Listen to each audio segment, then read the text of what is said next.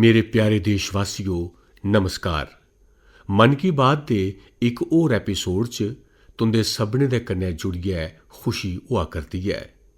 इत्थैं बिच चुनाव दी दौड़ भज्ज रही ऐ, पर तुंदी चिट्ठियें ते संदेशें दे माध्यम कन्नै असें देश ते देशवासियों दी उपलब्धियें पर इक दूए कन्नै अपनी खुशियां सांझियां भी कीतियां न। इस बारी मन की बात दी शुरुआत देशै दी इक ऐसी गै बड़ी बड्डी उपलब्धि कन्नै करने आं। साथियो, भारत ने विज्ञान गी म्हेशा देशै दी तरक्की कन्नै जोड़ियै दिक्खेआ ऐ। इस्सै सोच दे कन्नै साढ़े वैज्ञानिक सिविल न्यूक्लियर कार्यक्रमै गी अग्गै बधा करदे न। उंदे जतनें कन्नै एह् कार्यक्रम राष्ट्र निर्माण च अहम योगदान देआ करदा ऐ। एह्दे नै साढ़े औद्योगिक विकास गी, ऊर्जा दे खेतर गी, सेहत दिक्खभाल आह्ले खेतर गी बड़ा लाह् होआ ऐ। खेती करसानी थमां लेइयै आधुनिक इनोवेटरें गी भी भारत दे सिविल न्यूक्लियर कार्यक्रम ने बड़ी मदद कीती ऐ। साथियो, किश गै दिन पैह्लै साढ़े परमाणु साइंसदानें इक होर बड्डी उपलब्धि कन्नै भारत दा गौरव बधाया ऐ। तमिलनाडु दे कलपक्कम च फास्ट ब्रीडर रिएक्टर ने क्रिटिकैलिटी हासल करी लैती ऐ। दरअसल क्रिटिकैलिटी ओह् चरण ऐ जेह्दे च रिएक्टर पैह्ली बारी self sustaining nuclear chain reaction च कामयाबी हासल करदा ऐ। इस चरण दा मतलब ऐ रिएक्टर दा ऑपरेशन फेज च पुज्जना। भारत दी परमाणु ऊर्जा यात्रा च एह् इक ऐतिहासिक संगे मील ऐ ते बड्डी गल्ल एह् बी ऐ जे परमाणु रिएक्टर पूरी चाल्ली स्वदेशी तकनीक कन्नै बने दा ऐ। साथियो, इसी ब्रीडर रिएक्टर की आखदे न? एह्दे पिच्छे भी इक वजह ऐ। एह् इक ऐसा सिस्टम ऐ जेह्ड़ा ऊर्जा दे उत्पादन दे कन्नै कन्नै भविक्ख लेई नमां ईंधन भी आपूं गै त्यार करदा ऐ। साथियो, मिगी मार्च 2024 दा ओह् समां भी चेता ऐ जिसलै में कलपक्कम च रिएक्टर दी कोर लोडिंग दा गवाह बनेआ हा। में उ'नें सभनें गी बधाई दिन्ना जिनें भारत दे परमाणु कार्यक्रम च अपना अनमुल्ला योगदान दित्ता ऐ। देशवासियों दा जीवन बेहतर ते आसान बनाने लेई उंदा एह् जतन बड़ा गै सराह्नेजोग ऐ। एह्दे नै विकसित भारत दे साढ़े संकल्प गी भी इक नमीं ऊर्जा मिलग। मेरे प्यारे देशवासियों, मन की बात च अज्ज में इक ऐसी शक्ति दी गल्ल करना चाह्न्नां जेह्ड़ी अदृश्य ऐ, पर जेह्दे बिजन साढ़ा जीवन इक पल भी नेईं चलै। इ'यै ताकत भारत गी अग्गै बधा करदी ऐ। एह् साढ़ी पवन शक्ति ऐ। साढ़े प्राचीन ग्रंथें च आखेआ गेआ ऐ, वायुर्वा इति वैष्टिः वायुरवै समिष्टिः, यानी ब्हाऽ छड़ा इक तत्व नेईं ऐ, एह् जीवन दी ऊर्जा ऐ, एह् समष्टि दी शक्ति ऐ। साथियो, अज्ज इ'यै पवन शक्ति भारत दे विकास दी नमीं क्हानी लिखा करदी ऐ। भारत ने हाल च गै पवन ऊर्जा यानी विंड एनर्जी च बड्डी उपलब्धि हासल कीती ऐ। हून भारत दी पवन ऊर्जा पैदावार दी समर्थ 56 गीगावाट शा मती होई गेदी ऐ। पिछले इक ब'रे च गै करीब 6 गीगावाट नमीं समर्थ जुड़ी ऐ। पवन ऊर्जा च भारत तेजी कन्नै अगड़ा बधा करदा ऐ ते दुनिया भी साढ़ी बक्खी दिक्खा करदी ऐ। साथियो, अज्ज भारत पवन ऊर्जा समर्थ च दुनिया च चौथे थाह्रै पर ऐ। एह् साढ़े इंजीनियरें दी मेहनत ऐ। एह् साढ़े युवाएं दा परिश्रम ऐ।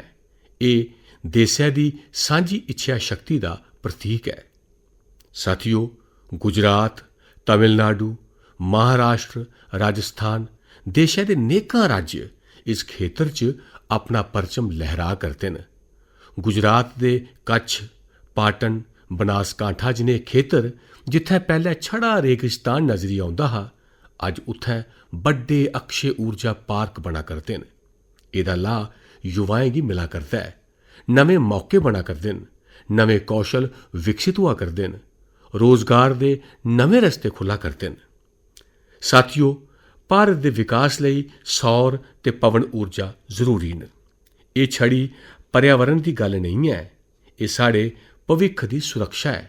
एह्दे च असें सभनें दी भूमिका ऐ। असें बिजली बचानी ऐ। असें स्वच्छ ऊर्जा क्लीन एनर्जी अपनानी है। देशै च हर स्तर पर ऐसे यतन जरूरी न की जे इंदे कन्नै गै बड्डा बदलाव औंदा है। साथियो, मई म्हीने दी शुरुआत एक पवित्र मौके दे कन्नै होन जा करदी है। किश गै दिनें च अस बुद्ध पूर्णिमा मनागे। में तुसें सभनें देशवासियों गी अपनी अगेत्री शुभकामना दिन्ना। भगवान गौतम बुद्ध हुंदा जीवन संदेश अज्ज भी उन्ना गै प्रासंगिक है। उ'नें असेंगी सखाया है जे शांति साढ़े अंदरा शुरू होंदी है। उ'नें दस्सेआ जे अपने उप्पर जित्त सभनें शा बड्डी जित्त होंदी है। अज्ज दुनिया जिस चाल्ली दे तनावें ते संघर्षें थमां लंघा करदी है, नए समें च बुद्ध हुंदे विचार होर भी अहम होई गे न। साथियो, दक्खन अमरीका दे चिली च एक संस्था भगवान बुद्ध हुंदे विचारें गी अग्गै बधा करदी है। लद्दाख च जन्मे दे ड्रपपोन ओत्सर रिनपोचे हुंदे मार्गदर्शन च कम्म होआ करदा है। एह् संस्था ध्यान ते दया गी लोकें दे जीवन कन्नै जोड़ा करदी है। कोची गुआज घाटी च बने दा स्तूप लोकें गी शांति दा अनुभव करांदा है। वाकई एह् दिक्खियै गर्व होंदा है। भारत दी प्राचीन धारा दुनिया तोड़ी पुज्जा करदी है। दूर दराज दे लोक भी एह्दे कन्नै जुड़ा करदे न। साथियो, बौद्ध परंपरा असेंगी कुदरत कन्नै जुड़ना भी सखांदी है। भगवान बुद्ध होरें गी ज्ञान इक दरख्तै हेठ मिलेआ हा। कुदरत साढ़े जीवन दा अनत्रुट हिस्सा है। देशै च भी नेह् जतन होआ करदे न। कर्नाटक च कर्मा मोनेस्ट्री एह्दी खरी मिसाल है। एह् मठ इक जीवंत जंगली इलाका है जेह्ड़ा 100 कमां च फैले दा है। इस जंगलै च 700 शा मते देसी दरख्तें गी संरक्षित कीता गया है। साथियो, बुद्ध दा संदेश छड़ा अतीत नहीं है, एह् अज्ज भी प्रासंगिक है ते भविक्ख लेई भी जरूरी है। बुद्ध पुन्नेआ दा एह् मौका प्रेरणा दिंदा है अस अपने जीवन च शांति बधाचै, दया अपनाचै ते संतुलन दे कन्नै अग्गै बधचै। मेरे प्यारे देशवासियो, तुस सब्भै जानदे हो साढ़े देशै च हून 3 जनवरी यानी नेताजी सुभाष हुंदी जयंती थमां लेइयै 30 जनवरी यानी गांधी जी हुंदी पुण्यतिथि तक्कर गणतंत्र दा महोत्सव मनाया जंदा है। इस्सै महोत्सव दा अहम हिस्सा होंदा है बीटिंग रिट्रीट। अज्ज में तुंदे कन्नै बीटिंग रिट्रीट दी चर्चा करा करना की जे एह्दे पिच्छे इक खास वजह है। साथियो, तुसें दिक्खेआ होग एह् समारोह बक्ख-बक्ख बैंड्स दी बन्न सबन्नी संगीत परंपराएं गी दर्शांदा है। पिछले किश ब'रें थमां एह्दे च भारती संगीत दा समावेश बधेआ है ते एह् देशै दे लोकें गी भी बड़ा पसंद आवा करदा है। इस ब'रे दी बीटिंग रिट्रीट सेरेमनी भी बड़ी यादगार रेही ही। वायु सेना, फौज, नौसेना ते CAPF दे बैंड्स ने बड़ी गै शैल प्रस्तुति दित्ती ही। साथियो, शानदार संगीत दे कन्नो कन्नी जानदार फॉर्मेशंस दा एक कार्यक्रम सभनें दा ध्यान खिच्चदा है। एयरफोर्स बैंड ने सिंदूर फॉर्मेशन बनाया, नेवल बैंड ने मत्स्य यंत्र फॉर्मेशन बनाया। उत्थें गै आर्मी बैंड दे प्रदर्शन च वंदे मातरम दे 150 ब'रे ते क्रिकेट च भारत दी कामयाबी गी भी दर्शाया गया। साथियो, बीटिंग रिट्रीट दे बीती जाने दे बाद एह् सारी मेहनत, एह् उपलब्धि बल्लें बल्लें धुंधली पेई जंदी ही, पर हून इसी लेइयै बड़ी गै खरी कोशिश होई है। बीटिंग रिट्रीट दा संगीत पैह्ली बारी वेव्स OTT पर भी उपलब्ध है। औने आह्ले समें च एह् दूए प्लेटफार्में पर भी मौजूद होग। तुस इसगी पक्क गै सुनेओ। तुसें गी अपने थेहारबंद बलें ते उंदी परंपराएं पर बड़ा गर्व होग। साथियो, पिछले किश ब'रें च देशै दे बक्ख-बक्ख हिस्सें थमां प्रकृति दे संरक्षण दी प्रेरक क्हानियां सामनै आईयां न। एह् क्हानियां असेंगी मेद दिंदियां न ते गर्व कन्नै भरी दिंदियां न। में मन की बात दे श्रोताएं कन्नै किश मिसालां सांझी करना चाह्न्नां। इनेंगी सुनियै तुंदा मन खुश होई जाग। पैह्लै गल्ल कच्छ दे रण दी। बरसात खत्म होंदे गै इत्थूं दी धरती जीवंत होई जंदी ऐ। हर ब'रै लक्खां बद्दे फ्लेमिंगो इत्थै औंदे न। पूरा इलाका गुलाबी रंगै कन्नै रंगोई जंदा है। इस करियै इसी फ्लैमिंगो सिटी आख्या जाता है। ये पंछी इत्थें गै आलड़े बनाते हैं ते अपने बच्चें गी बड्डा करते हैं। कच्छ दे कोल इनेंगी लाखा जी दे बराती आखदे न। हुण लाखा जी दे ये बराती कच्छ च पर्यावरण संरक्षण दे बड़े खूबसूरत प्रतीक बनी गेदे न।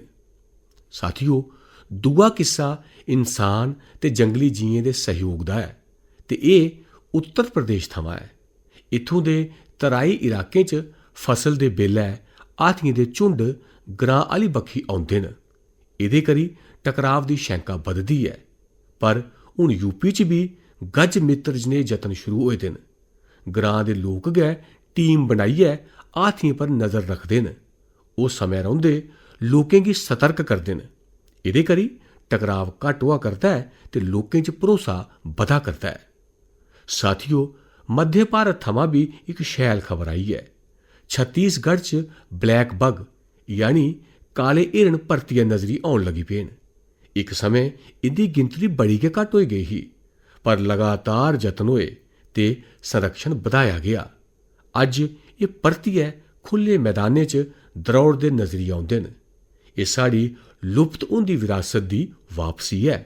ऐसी गै मेद ग्रेट इंडियन बस्टर्ड यानी गोडावन दे संरक्षण च भी नजरी आवा करदी है। एह् पंछी साढ़े रेगिस्तानी इलाकें दी पंछान होंदा हा, पर इक समय इंदी गिनतरी बड़ी घट्ट रेही गेई ही। हालत एह् ही जे एह् पंछी लुप्त होने दी कगार पर पुज्जी गेदा हा। पर हुण एह्दे संरक्षण लेई बड्डा अभियान चला करदा है। वैज्ञानिक तरीके अपनाए जा करदे न, प्रजनन केंद्र बनाए गे न ते हुण नवे जीवन दी शुरुआत नजरी आवा करदी है। साथियों, प्रकृति ते मनुक्ख बक्खरे नहीं हैन। अस इक दूए दे साथी आं। जेल्लै अस प्रकृति गी समझने आं, ओह्दा सम्मान करने आं ते ओह्दे कन्नै मिलियै चलने आं तां बदलाव साफ नजरी औंदा है। अज्ज इ'यै बदलाव देशै दे कोने कोने थमां नमीं मेद बनियै सामनै आवा'रदा है। मेरे प्यारे देशवासियों, पूर्वोत्तर साढ़े सभनें लेई अष्टलक्ष्मी है। इत्थै हुनर बड़ी मती मात्रा च है ते पूर्वोत्तर दा कुदरती छलैपा भी सभनें दा ध्यान खिचदा है। मन की बात च भी अस अक्सर पूर्वोत्तर दे लोकें दियें उपलब्धियें पर चर्चा करदे आए आं। अज्ज ऐसी गै इक होर उपलब्धि दी में तुंदे कन्नै चर्चा करगा ते ओह् है बांस दे खेतर च पूर्वोत्तर दी कामयाबी। साथियों, जिस चीज़ गी कदें बोझ दे रूप च दिक्खेआ जंदा हा, ओह् अज्ज रोजगार, कारोबार ते इनोवेशन गी नमीं रफ्तार देआ करदी है। साढ़ी मातां भैनां एह्दे सभनें शा बड्डी लाभार्थी न। तुसें गी एह् जानियै हैरानगी होग जे बांस दी परिभाशा बदली देने कन्नै किन्नी बड्डी तब्दीली आई है।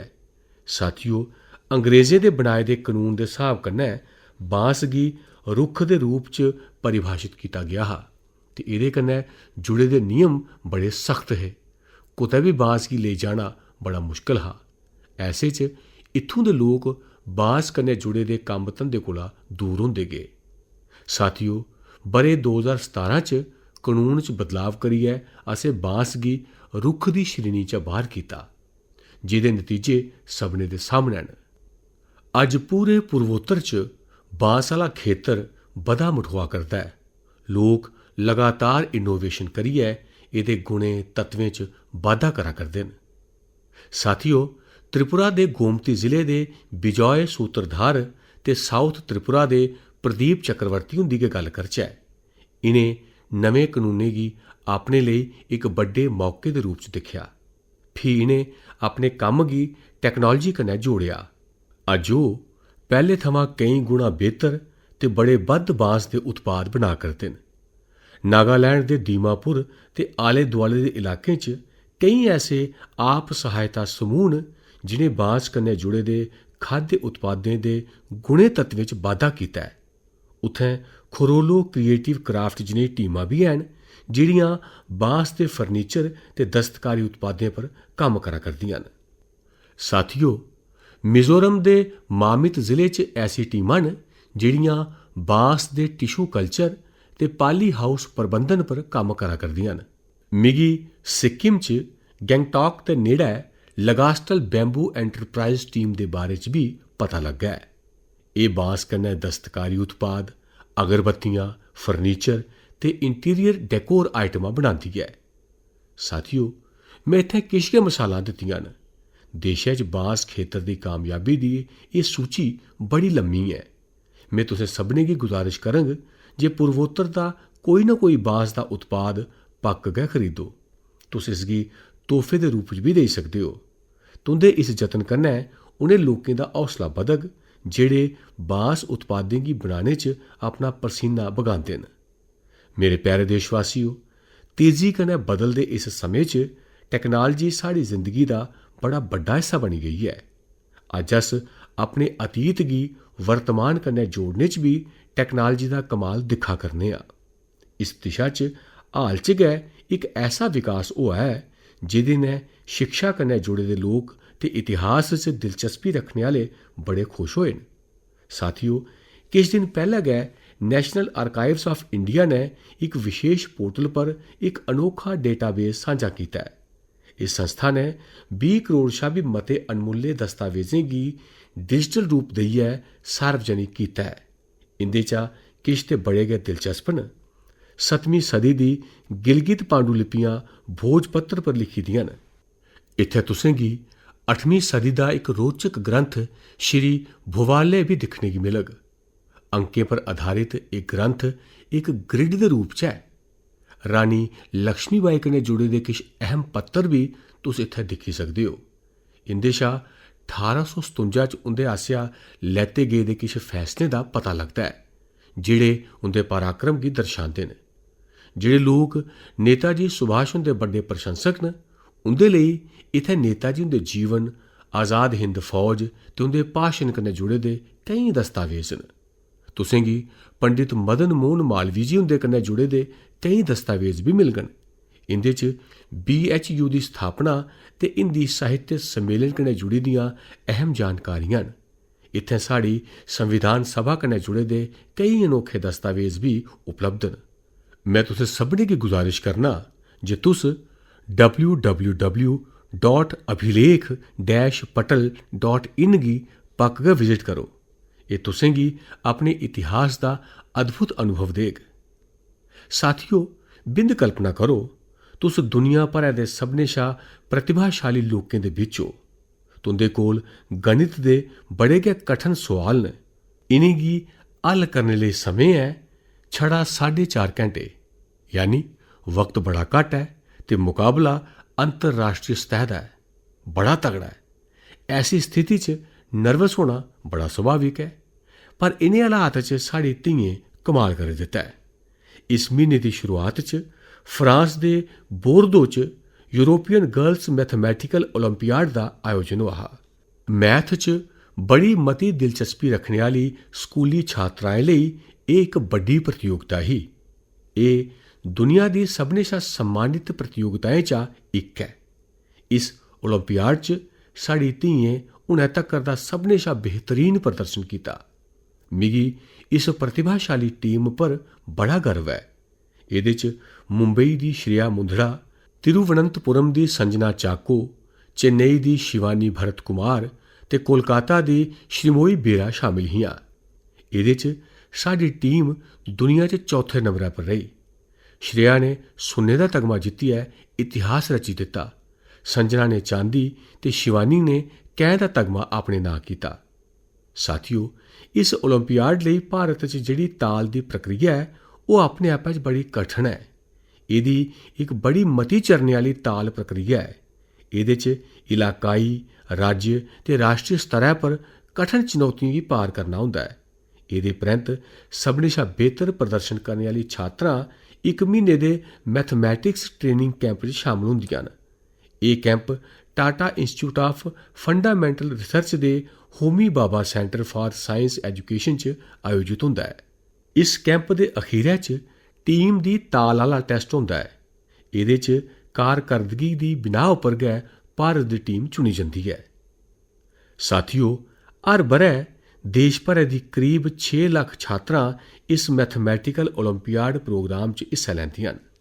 समें दे कन्नै एह् गिनतरी लगातार बधा करदी है, यानी देशै दियें धियें दे दरम्यान ओलंपियाड दी एह् संस्कृति तेजी कन्नै लोकप्रिय होआ करदी है।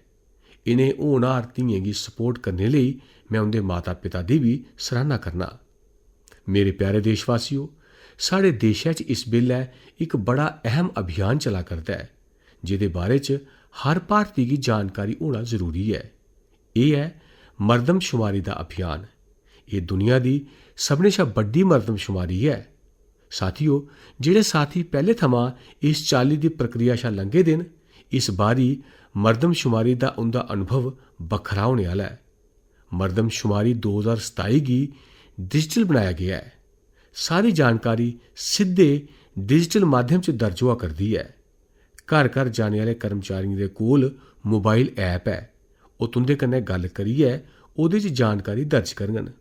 साथियो, इस बारी मरदमशुमारी च तुंदी भागीदारी भी आसान बनाई गई है। तुस आपूं भी अपनी जानकारी दर्ज करी सकदे हो। कर्मचारी दे औने थमां 15 दिन पैह्लै तुंदे लेई सुविधा शुरू होग। तुस अपने समें दे मताबक जानकारी भरी सकदे हो। जेल्लै तुस प्रक्रिया पूरी करदे हो तां तुसें गी इक विशेष आईडी मिलदी है। एह् आईडी तुंदे मोबाइल जां ईमेल पर औंदी है। मगरा जिसलै कर्मचारी तुंदे घर औंदा है तां तुस इ'यै आईडी दस्सियै जानकारी दी तसदीक करी सकदे हो।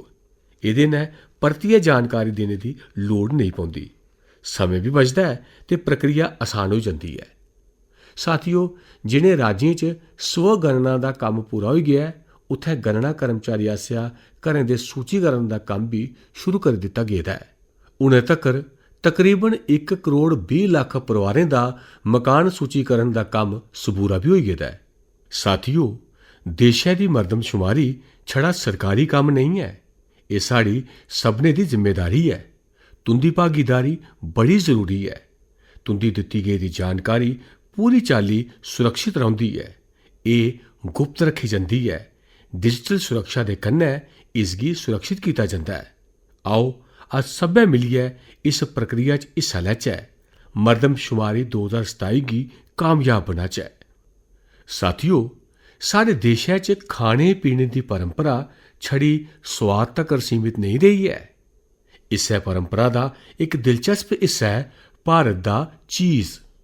किश दिन पैह्लै मैं ट्वीट दे माध्यम कन्नै इक जानकारी सांझी कीती ही। ब्राजील च आयोजित इक अंतरराष्ट्रीय चीज प्रतियोगिता च भारती चीज दे 2 ब्रांड्स गी प्रतिष्ठित पुरस्कार मिले न। इस उपलब्धि दी चर्चा सोशल मीडिया पर भी खूब होई। केईं लोकें मिगी आखेआ जे भारत च चीज दी जेह्ड़ी बन्न सबन्नता है उस पर भी गल्ल होनी लोड़चदी। साथियो, भारत दे डेयरी खेतर च बड़ा बड्डा बदलाव आवा करदा है। इस खेतर च गुणें तत्वें च बाद्धे ने साढ़े पारंपरिक स्वाद गी नवीं पन्छान दित्ती है। अज्ज भारती चीज दुनिया भरै च अपनी थाह्र बना करदा है। न्हारी होऐ, सब्हैरी होऐ जां रातीं दी रुट्टी, दुनिया दी प्लेटें च भारत दा स्वाद पुज्जा करदा है। जम्मू कश्मीर दी कलाड़ी चीज गी गै लैओ। इसी कश्मीर दा मोजरेला आखेआ जंदा है। गुज्जर बकरवाल समुदाय दे लोक पीढ़ियें थमां इसी बनांदे ते खंदे आए न। उत्थें गै सिक्किम, अरुणाचल प्रदेश ते लद्दाख च छुरपी बड़ी मशहूर है। प्हाड़े दी सादगी ते कोमलता एह्दे सोआद च भी महसूस होंदी है। इस चीज दी खास गल्ल एह् है जे इसी याक दे दुद्धै कन्नै बनाया जंदा है। साथियो, महाराष्ट्र ते गुजरात च टोपली नू पनीर, जिसी सुरती चीज भी आखेआ जंदा है, ओह् भी अपनी इक बक्खरी पन्छान रखदा है। में इत्थै छड़े किश नांऽ लैते न, पर साढ़े देशै च स्वाद दी एह् दुनिया बड़ी व्यापक है। अज्ज इस परंपरा गी नमीं ताकत मिला करदी है। नेकां भारती कंपनियां इस खेतर च निवेश करा'रदियां न। आधुनिक तकनीक आवा करदी है, बेहतर पैकेजिंग होआ करदी है ते साढ़े उत्पाद विश्व स्तर ते मानकें कन्नै अग्गै बधा करदे न। इस्सै दा नतीजा है जे भारती चीज हून देशै दे बन्ने थमां निकलियै दुनिया दे बाजारें ते रेस्टोरेंटें तक्कर पुज्जा करदा है। अज्ज अस लोकल थमां ग्लोबल दी गल्ल करने आं। ओह्दे च भारती चीज दी मिसाल असेंगी अग्गे दी दिशा दसदी है। मिगी विश्वास है भारत दा स्वाद, भारत दी परंपरा ते भारत दी गुणवत्ता दुनिया दे लोकें गी इक नवां अनुभव देग ते भारत कन्नै इक नवां जुड़ाव भी बनाग। मेरे प्यारे देशवासियो, इस म्हीनै देशै दे केईं हिस्सें च नमें ब'रे सने नेकां पर्व ध्यार मनाए गे। किश गै दिनें परैंत 9 मई गी पोची बोईशाख के मौके पर अस गुरुदेव टैगोर हुंदी जन्म जयंती मनागे। गुरुदेव बहुआयामी व्यक्तित्व दे धनी हे। ओह एक महान लखारी ते विचारक ते है गै हे। उनें कई मशहूर संस्थानें गी भी आकार दिता। गुरुदेव टैगोर लोकें लेई ऐसे उद्योगें दे पक्खकार हे जिंदे च स्थाई रोजगार मिलने दे कन्नै गै ग्राएं दा भी कल्याण होऐ। उंदे रविंद्र संगीत दा प्रभाव अज्ज भी दुनिया भरै च बने दा है। मेरे लेई शांति निकेतन दियां यात्रां सदा चेतै रौह्ने आह्लियां रेहियां न।